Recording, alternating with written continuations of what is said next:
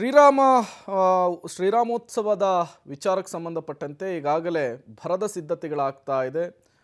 ಅಯೋಧ್ಯೆಯಲ್ಲಿ ಶ್ರೀರಾಮನನ್ನು ಪ್ರತಿಷ್ಠಾಪನೆ ಮಾಡಲಿಕ್ಕೆ ದಿನಗಣನೆ ಆರಂಭ ಆಗಿದೆ. ಹಾಗಾದರೆ ಸಿದ್ಧತೆ ಹೇಗಿದೆ, ಏನೆಲ್ಲ ಬೆಳವಣಿಗೆಗಳಾಗ್ತಾ ಇದೆ, ಬನ್ನಿ ನೋಡ್ಕೊಂಡು ಬರೋಣ. ರಾಮರಾಜ್ಯದಲ್ಲಿ ಶ್ರೀರಾಮೋತ್ಸವ ಸಡಗರ, ಕರುನಾಡಿನಲ್ಲಿ ಕಳೆಗಟ್ಟಿದ ಸಂಭ್ರಮ. ಜನವರಿ 22ರ ಬೆಳಗ್ಗೆ ದೇಗುಲಗಳಲ್ಲಿ ಸತ್ಸಂಗ, ಭಜನೆ, ಶ್ರೀರಾಮನ ಪಠಣೆ. ಸಂಜೆ ಎಲ್ಲ ಮನೆಗಳಲ್ಲೂ ದೀಪೋತ್ಸವ.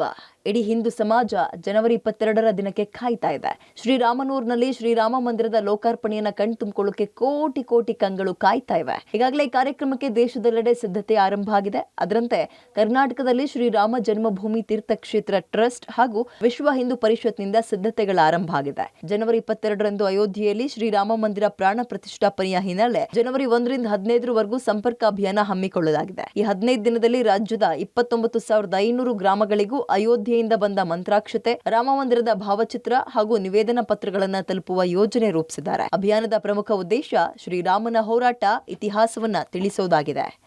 ಬರುವಂಥ ಜನವರಿ 1ರಿಂದ 15ರವರೆಗೆ ನಾವು ಇಡೀ ದೇಶದಾದ್ಯಂತ ಪ್ರತಿ ಗ್ರಾಮಕ್ಕೂ ಪ್ರತಿ ಮನೆಗೂ ತಲುಪಬೇಕು. ತಲುಪಿದಾಗ 2-3 ಸಂಗತಿಗಳನ್ನು ನಾವು ಮಾಡಬೇಕು ಅಂತ ಹೇಳಿ ಯೋಚನೆ ಮಾಡಿದೆ. ರಾಮ ಮಂದಿರ ಏನು ನಿರ್ಮಾಣ ಆಗಿ ಅಲ್ಲಿ ರಾಮಲಲ್ಲಾನ ಪ್ರತಿಷ್ಠಾಪನೆ ಆಗ್ತದೆ, ಆ ದಿನಾಂಕವನ್ನ ತಿಳಿಸುವಂಥದ್ದು, ಒಂದು ಕರಪತ್ರವನ್ನ, ಇದುವರೆಗೂ ರಾಮನ ಹೋರಾಟದ ಇತಿಹಾಸವನ್ನ ತಿಳಿಸ್ತಕ್ಕಂಥ ಒಂದು ಕರಪತ್ರವನ್ನ ಅವರಿಗೆ ತಲುಪಿಸುವಂಥದ್ದು.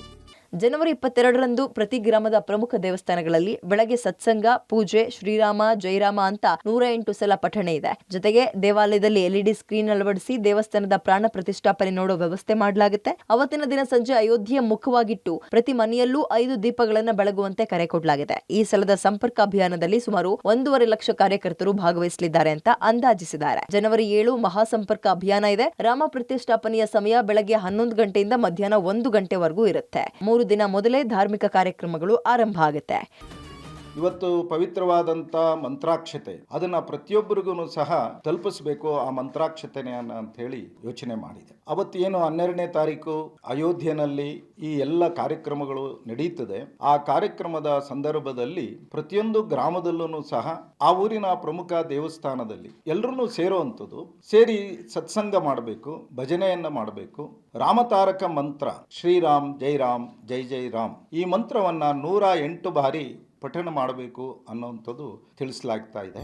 ಫೆಬ್ರವರಿ 19ರಂದು ಕರ್ನಾಟಕ ದಕ್ಷಿಣ ಪ್ರಾಂತ್ಯದ 2,000 ಜನರಿಗೆ ಹಾಗೂ ಉತ್ತರ ಪ್ರಾಂತ್ಯದ 1,500 ಜನರಿಗೆ ರಾಮನ ದರ್ಶನಕ್ಕೆ ಅವಕಾಶ ಇದೆ. ಫೆಬ್ರವರಿ 17ರಂದು ಬೆಂಗಳೂರಿನಿಂದ ಬೆಳಗಾವಿ, ಉಡುಪಿಯಿಂದ ವಿಶೇಷ ಟ್ರೈನ್ ವ್ಯವಸ್ಥೆ ಇದೆ. ಈ ಭಕ್ತಾದಿಗಳ ಊಟ, ವಸತಿ ಎಲ್ಲವನ್ನ ಟ್ರಸ್ಟ್ ನೋಡ್ಕೊಳ್ಳುತ್ತೆ. ಶ್ರೀರಾಮೋತ್ಸವ ಸಂಭ್ರಮ ಕರುನಾಡಲ್ಲಿ ಈಗಿನಿಂದಲೇ ಕಳೆಗಟ್ಟಿದೆ. Aruna, public TV, Bengaluru.